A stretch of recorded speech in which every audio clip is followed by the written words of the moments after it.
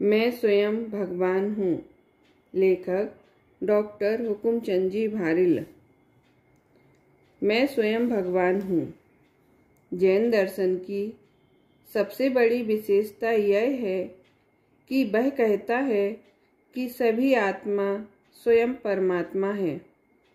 स्वभाव से तो सभी परमात्मा है ही।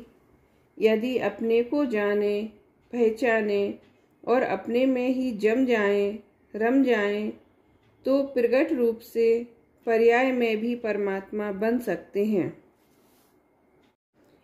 जब यह कहा जाता है तो लोगों के हृदय में एक प्रश्न सहज ही उत्पन्न होता है कि जब सभी परमात्मा है तो परमात्मा बन सकते हैं, इसका क्या अर्थ है? और यदि परमात्मा बन सकते हैं, यह बात सही है, तो फिर परमात्मा है इसका कोई अर्थ नहीं रह जाता है, क्योंकि बन सकना और होना दोनों एक साथ संभव नहीं है।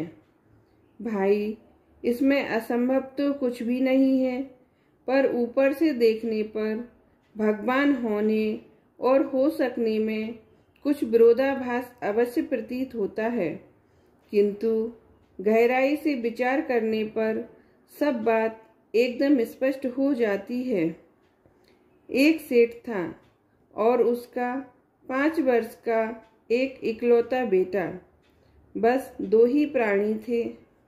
जब सेठ का अंतिम समय आ गया तो उसे चिंता हुई कि यह छोटा सा बालक इतनी विशाल संपत्ति को कैसे संभालेगा।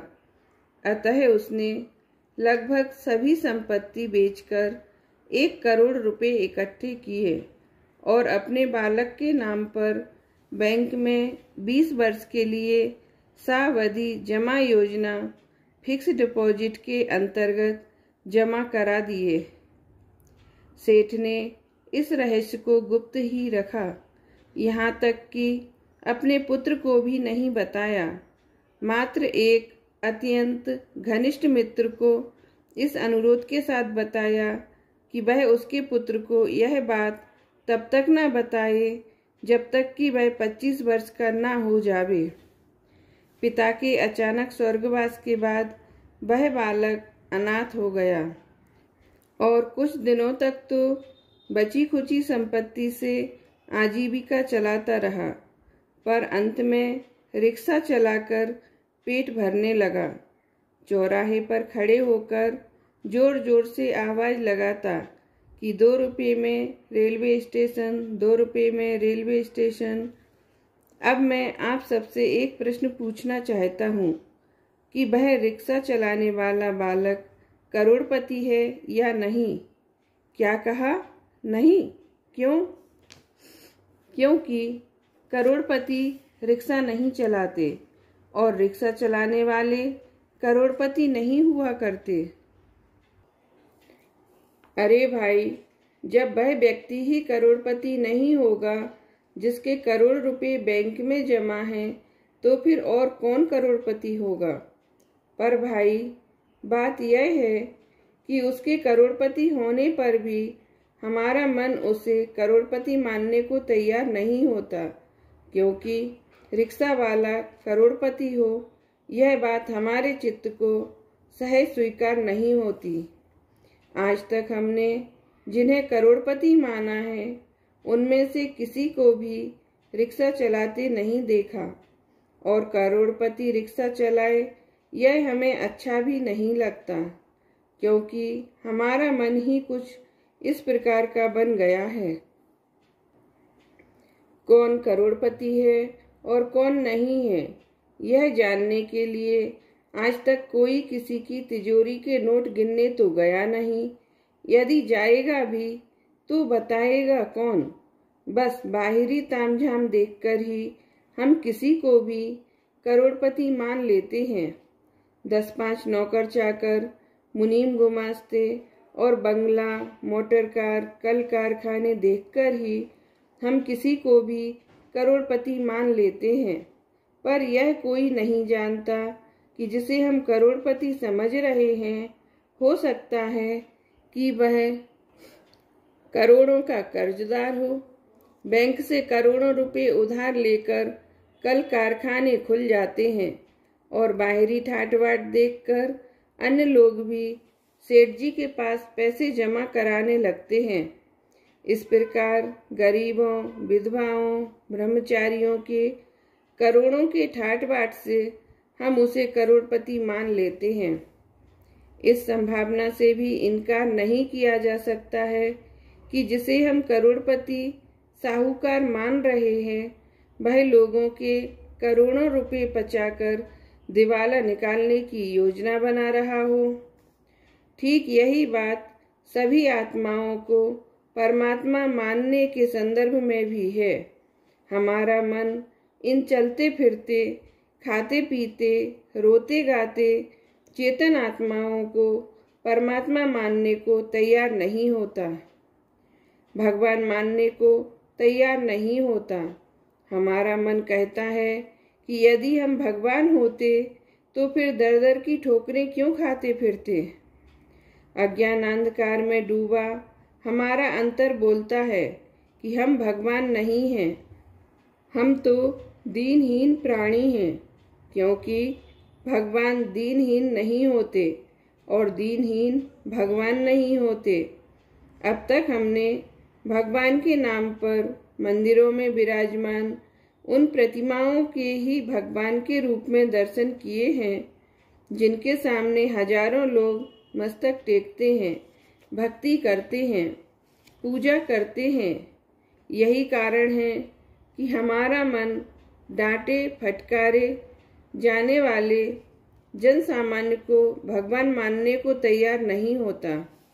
हम सोचते हैं कि ये भी कोई भगवान हो सकते हैं क्या? भगवान तो वे हैं जिनकी पूजा की जाती है, भक्ति की जाती है। सच बात तो यह है कि हमारा मन ही कुछ ऐसा बन गया है कि उसे यह स्वीकार नहीं कि कोई दीनहीन जन भगवान बन जावे। अपने आराध्य को दीनहीन दशा में देखना भी हमें अच्छा नहीं लगता। भाई, भगवान भी दो तरह के होते हैं। एक तो वे अरिहंत और सिद्ध परमात्मा, जिनकी मूर्तियां मंदिरों में विराजमान हैं और उन मूर्तियों के माध्यम से हम उन मूर्तिमान परमात्मा की उपासना करते हैं, पूजन भक्ति करते हैं। जिस पथ पर वे चले उस पथ पर चलने का संकल्प करते हैं, भावना भाते हैं।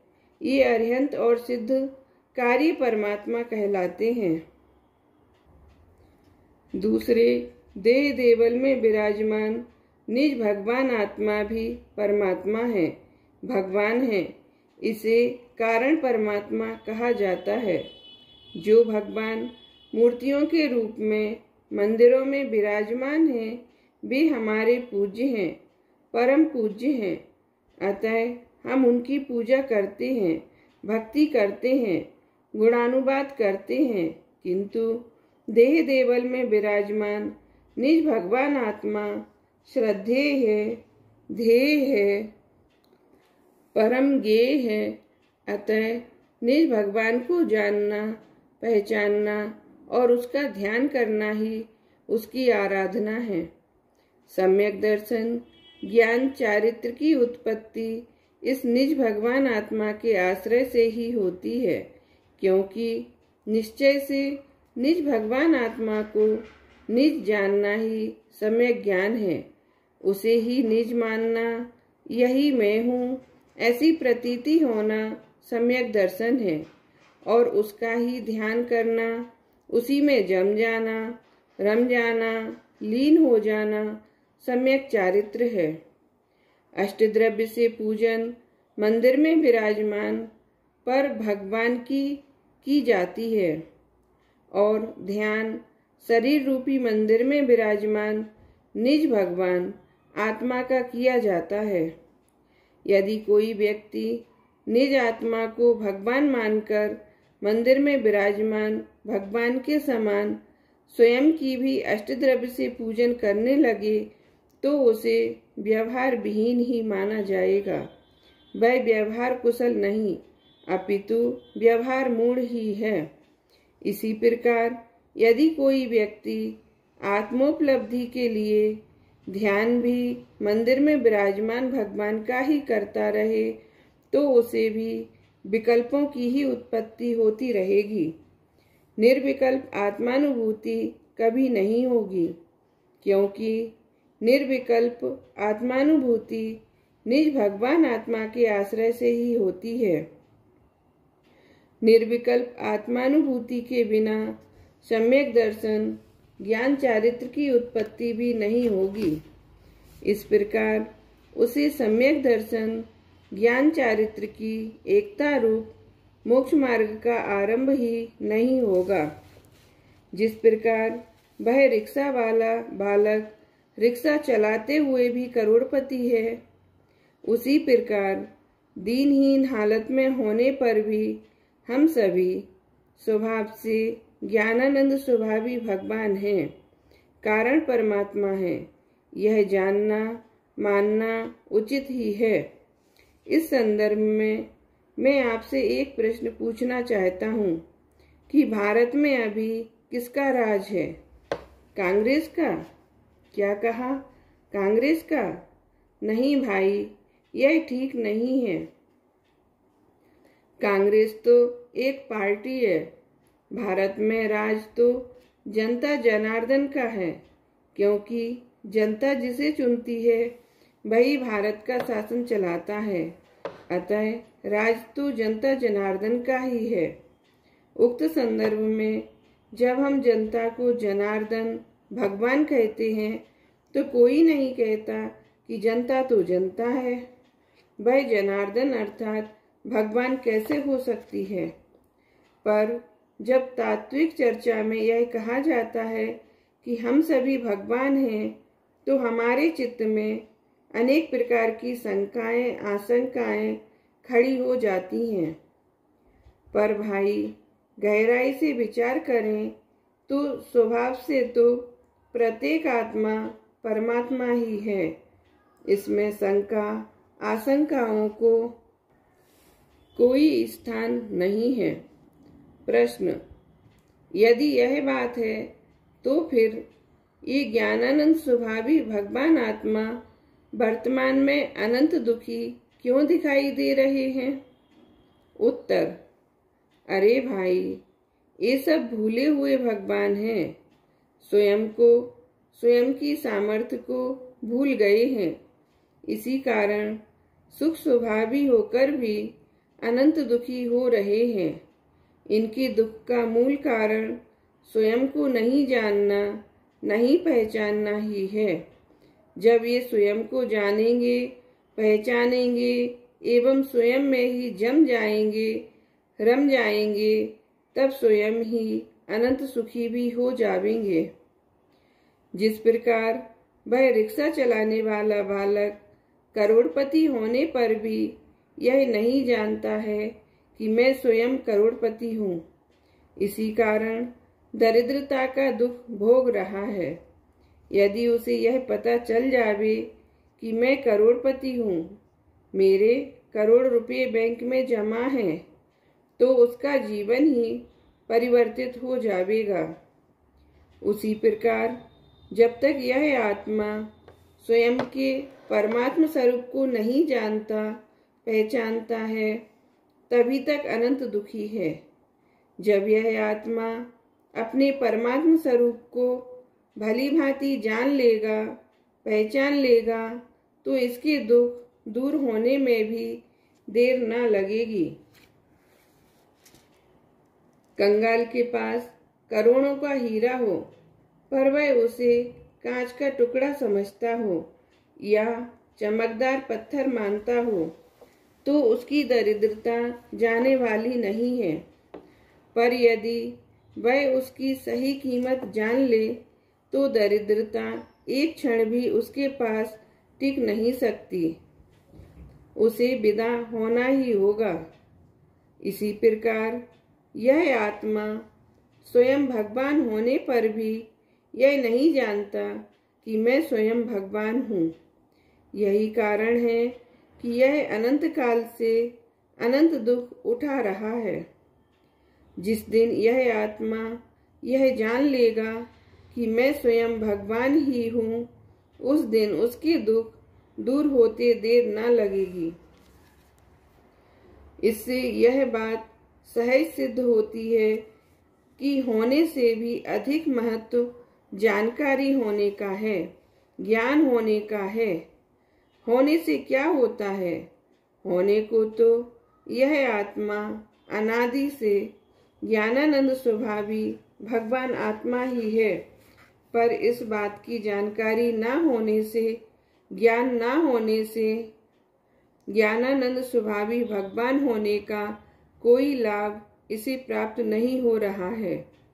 होने को तो वह रिक्शा चलाने वाला बालक भी गर्भ श्रीमंत है, जन्म से ही करोड़पति है, पर पता न होने से 2 रोटियों की खातिर उसे रिक्शा चलाना पड़ रहा है। यही कारण है कि जिनागम में सम्यक ज्ञान के गीत दिल खोलकर गाए हैं। कहा गया है कि ज्ञान समान नान जगत में सुख को कारण, यही परिमामृत जन्म जरा मृत्यु रोग निवारण। इस जगत में ज्ञान के समान अन्य कोई भी पदार्थ सुख देने वाला नहीं है। यह ज्ञान जन्म, जरा और मृत्यु रूपी रोग को दूर करने के लिए परम अमृत है, सर्वोत्कृष्ट औषधि है।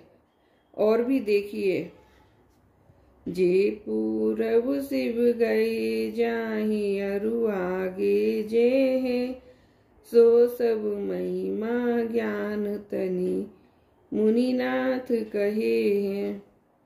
आज तक जितने भी जीव अनंत सुखी हुए हैं, अर्थात मोक्ष गए हैं या जा रहे हैं अथवा भविष्य में जावेंगे, वह सब ज्ञान का ही प्रताप है। ऐसा मुनियों के नाथ जिनेंद्र भगवान कहते हैं।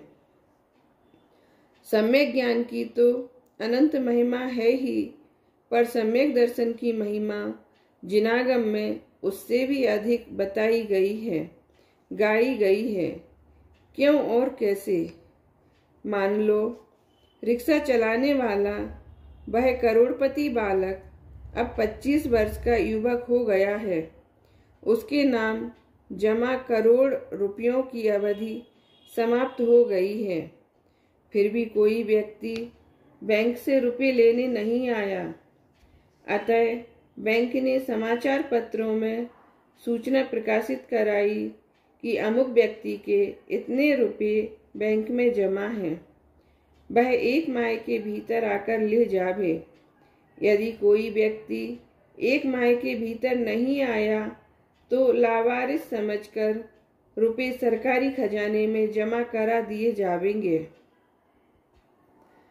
उस समाचार को उस युवक ने भी पढ़ा और उसका हृदय प्रफुल्लित हो उठा, पर उसकी वह प्रसन्नता क्षणिक साबित हुई, क्योंकि अगले ही क्षण उसके हृदय में संशय के बीज अंकुरित हो गए। वह सोचने लगा कि मेरे नाम इतने रुपए बैंक में कैसे हो सकते हैं? मैंने तो कभी जमा कराए ही नहीं।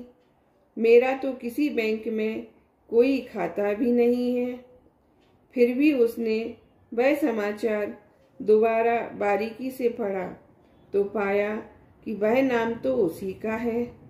पिता के नाम के स्थान पर भी उसी के पिता का नाम अंकित है। कुछ आशा जागृत हुई, किंतु अगले क्षण ही उसे विचार आया कि हो सकता है इसी नाम का कोई दूसरा व्यक्ति हो और सहज संयोग से ही उसके पिता का नाम भी यही हो। इस प्रकार वह फिर शंकाशील हो उठा। इस प्रकार जानकर भी उसे प्रतीति नहीं हुई, इस बात का विश्वास जागृत नहीं हुआ कि ये रुपए मेरे ही हैं। अतः जान लेने पर भी कोई लाभ नहीं हुआ। इससे सिद्ध होता है कि प्रतीति बिना, विश्वास बिना, जान लेने मात्र से भी कोई लाभ नहीं होता। अतः ज्ञान से भी अधिक महत्व श्रद्धान का है, विश्वास का है, प्रतीति का है। इसी प्रकार शास्त्रों में पढ़कर हम सब यह जान तो लेते हैं कि आत्मा ही परमात्मा है, अप्पा सो परमप्पा, पर अंतर में यह विश्वास जागृत नहीं होता कि मैं स्वयं ही परमात्म स्वरूप हूँ, परमात्मा हूँ, भगवान हूँ। यही कारण है कि यह बात जान लेने पर भी कि मैं स्वयं परमात्मा हूँ, सम्यक श्रद्धान बिना दुख का अंत नहीं होता, चतुर्गति भ्रमण समाप्त नहीं होता, सच्चे सुख की प्राप्ति नहीं होती। समाचार पत्र में उक्त समाचार पढ़कर वह युवक अपने साथियों को भी बताता है। उन्हें समाचार दिखाकर कहता है कि देखो मैं करोड़पति हूँ, अब तुम मुझे गरीब रिक्शे वाला नहीं समझना। इस प्रकार कहकर वह अपना और अपने साथियों का मनोरंजन करता है, एक प्रकार से स्वयं अपनी हंसी उड़ाता है। इसी प्रकार शास्त्रों में से पढ़ पढ़कर हम स्वयं अपने साथियों को भी सुनाते हैं, कहते हैं देखो हम सभी स्वयं भगवान हैं, दीनहीन मनुष्य नहीं। इस प्रकार की आध्यात्मिक चर्चाओं द्वारा हम स्वयं का और समाज का मनोरंजन तो करते हैं, पर सम्यक श्रद्धान के अभाव में भगवान होने का सही लाभ प्राप्त नहीं होता, आत्मानुभूति नहीं होती, सच्चे सुख की प्राप्ति नहीं होती, आकुलता समाप्त नहीं होती। इस प्रकार अज्ञानी जनों की आध्यात्मिक चर्चा भी आत्मानुभूति के बिना, सम्यक ज्ञान के बिना, सम्यक श्रद्धान के बिना मात्र बौद्धिक व्यायाम बनकर रह जाती है। समाचार पत्रों में प्रकाशित हो जाने के उपरांत भी जब कोई व्यक्ति पैसे लेने बैंक में नहीं आया तो बैंक वालों ने रेडियो स्टेशन से घोषणा कराई। रेडियो स्टेशन को भारत में आकाशवाणी कहते हैं। अतः आकाशवाणी हुई कि अमुक व्यक्ति के इतने रुपए बैंक में जमा हैं, वह 1 माह के भीतर ले जावे, अन्यथा लावारिस समझकर सरकारी खजाने में जमा करा दिए जावेंगे। आकाशवाणी की उस घोषणा को रिक्शे पर बैठे बैठे उसने भी सुनी, अपने साथियों को भी सुनाई, पर विश्वास के अभाव में कोई लाभ नहीं हुआ। इसी प्रकार अनेक प्रवक्ताओं से इस बात को सुनकर भी कि हम सभी स्वयं भगवान हैं, विश्वास के अभाव में बात वहीं की वहीं रही। जीवन भर जिनवाणी सुनकर भी, पढ़कर भी, आध्यात्मिक चर्चाएं करके भी आत्मानुभूति से अछूते रह गए। समाचार पत्रों में प्रकाशित एवं आकाशवाणी से प्रसारित उक्त समाचार की ओर जब स्वर्गीय सेठ जी के उन अभिन्न मित्र का ध्यान गया जिन्हें उन्होंने मरते समय उक्त रहस्य की जानकारी दी थी, तो वे तत्काल उस युवक के पास पहुंचे और बोले, बेटा तुम रिक्शा क्यों चलाते हो? उसने उत्तर दिया, यदि रिक्शा न चलाएं तो खाएंगे क्या? उन्होंने समझाते हुए कहा, भाई तुम तो करोड़पति हो, तुम्हारे तो करोड़ों रुपए बैंक में जमा हैं। अत्यंत गमगीन होते हुए युवक कहने लगा, चाचा जी आपसे ऐसी आशा नहीं थी। सारी दुनिया तो हमारा मजाक उड़ा ही रही है, पर आप तो बुजुर्ग हैं, मेरे पिता के बराबर हैं, आप भी।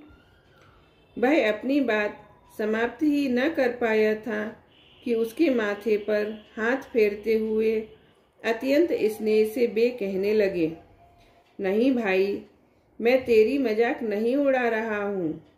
तू सचमुच ही करोड़पति है। जो नाम समाचार पत्रों में छप रहा है वह तेरा ही नाम है।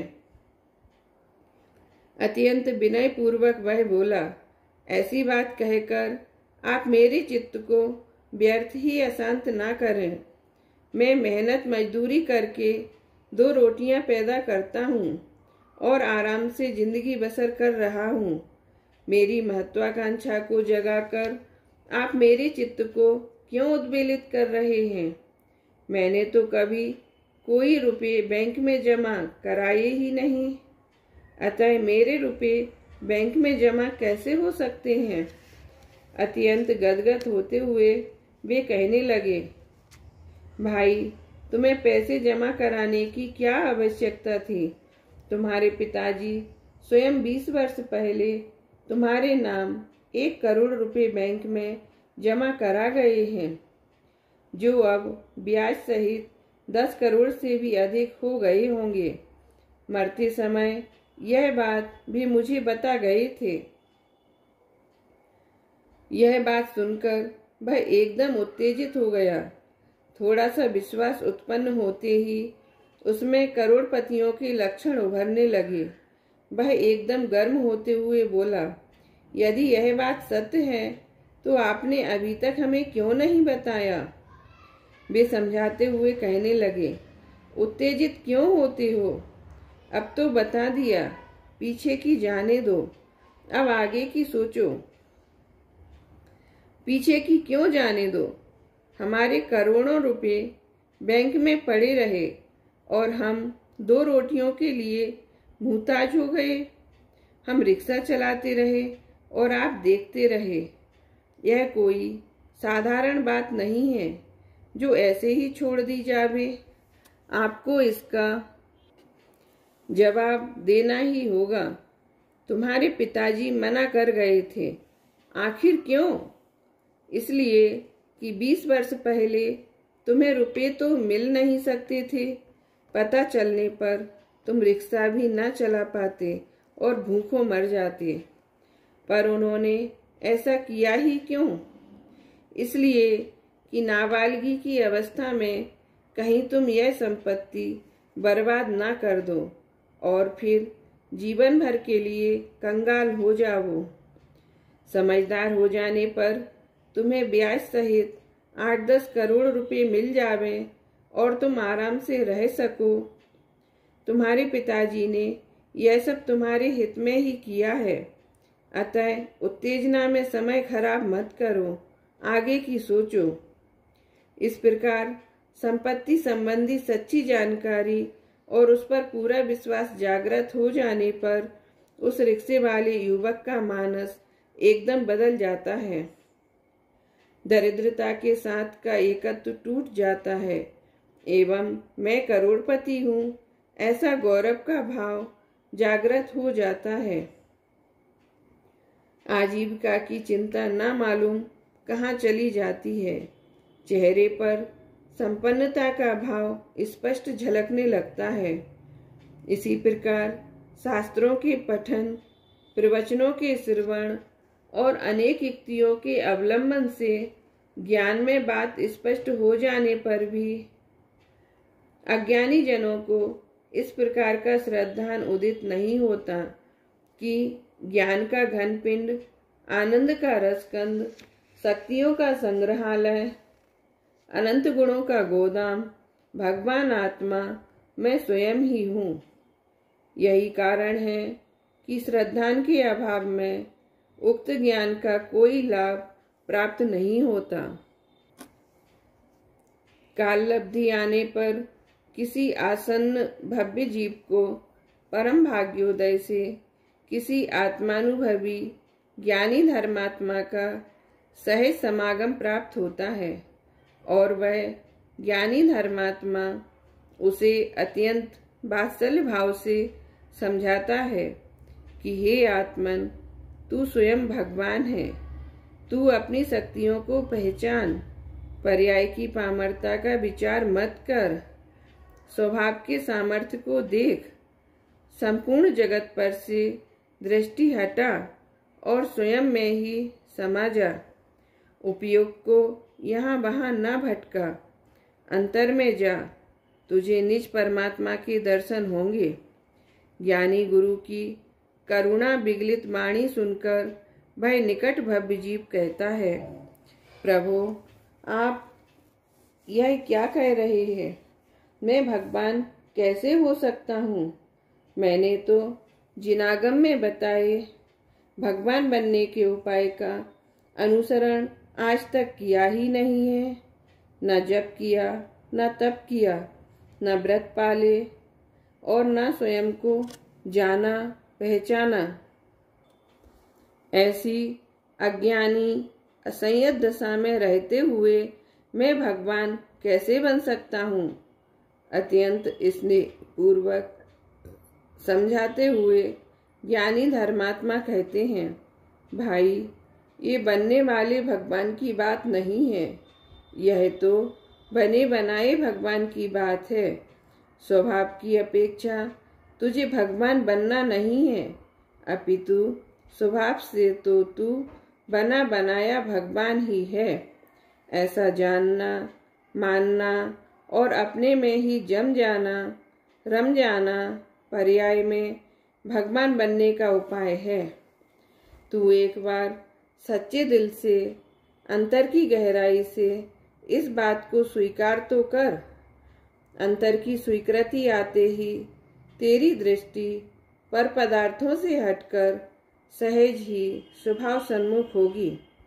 ज्ञान भी अंतरोन्मुख होगा और तू अंतर में ही समा जाएगा, लीन हो जाएगा, समाधिस्थ हो जाएगा। ऐसा होने पर तेरे अंतर में अतीन्द्रिय आनंद का ऐसा दरिया उमड़ेगा कि तू निहाल हो जावेगा, कृतकृत्य हो जावेगा। एक बार ऐसा स्वीकार करके तो देख। यदि ऐसी बात है तो आज तक किसी ने क्यों नहीं बताया? जाने भी दे इस बात को, आगे की सोच। क्यों जाने दें?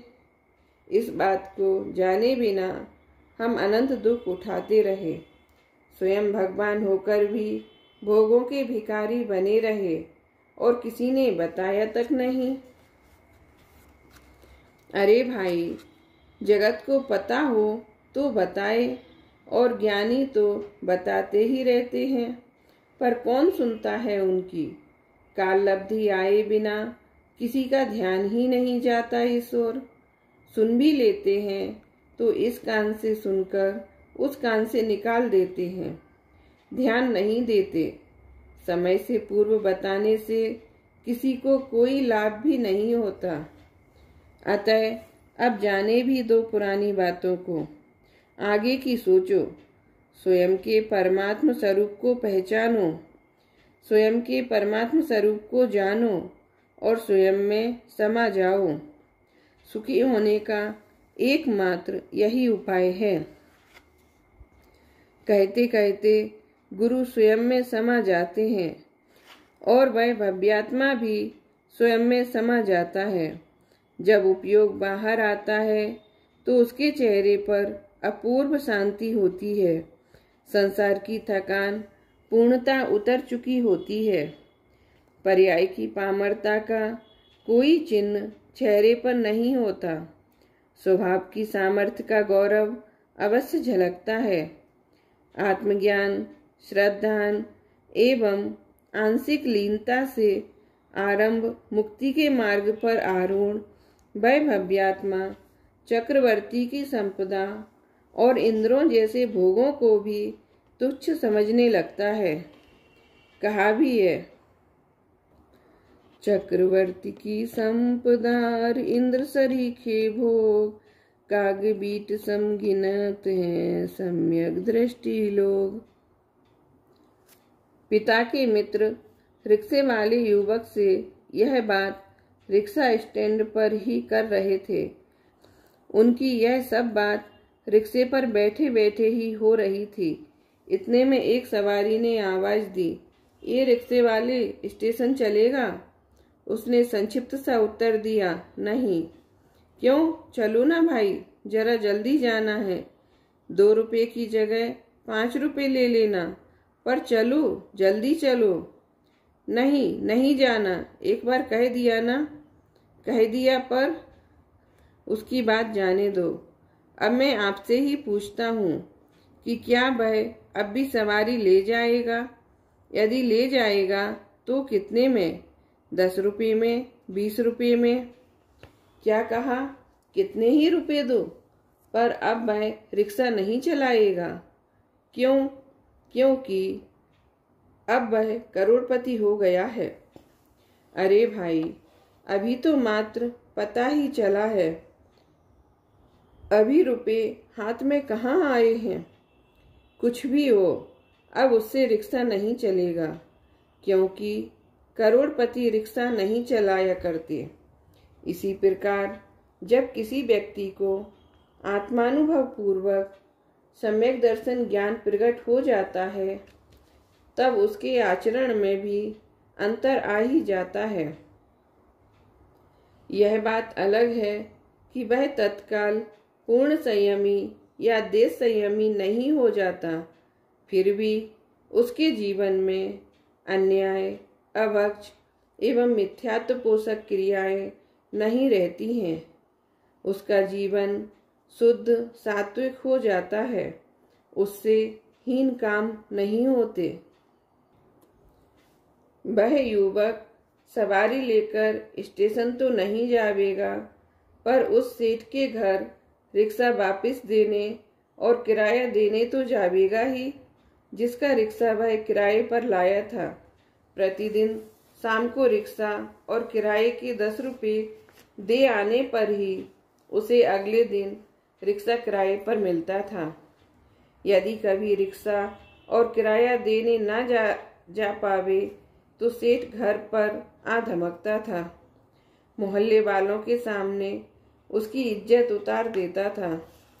आज वह सेठ के घर रिक्शा देने भी ना जावेगा, उसे वहीं ऐसा ही छोड़कर चल देगा। तब फिर क्या वह सेठ उसके घर जाएगा? हाँ, जाएगा, अवश्य जाएगा, पर रिक्शा लेने नहीं, रुपये लेने नहीं, अपनी लड़की का रिश्ता लेकर जाएगा, क्योंकि यह पता चल जाने पर कि इसके करोड़ों रुपए बैंक में जमा हैं, कौन उसे अपनी कन्या देकर कृतार्थ न होना चाहेगा। इसी प्रकार किसी व्यक्ति को आत्मानुभव होता है तो उसके अंतर की हीन भावना तो समाप्त हो ही जाती है, पर सातिशय पुण्य के प्रताप से लोक में भी उसकी प्रतिष्ठा बढ़ जाती है। लोक भी उसके सद्व्यवहार से प्रभावित होता है। ऐसा सहज ही निमित्त नैमित्तिक संबंध है।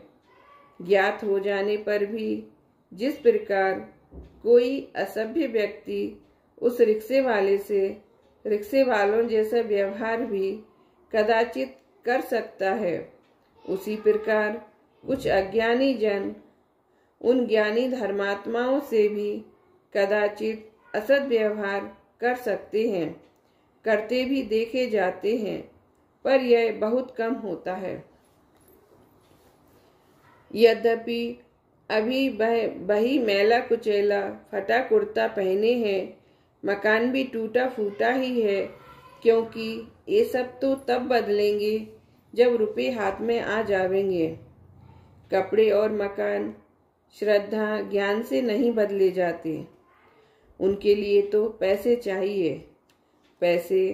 तथापि उसके चित्त में आप कहीं भी दरिद्रता की हीन भावना का नामो निशान भी नहीं पाएंगे।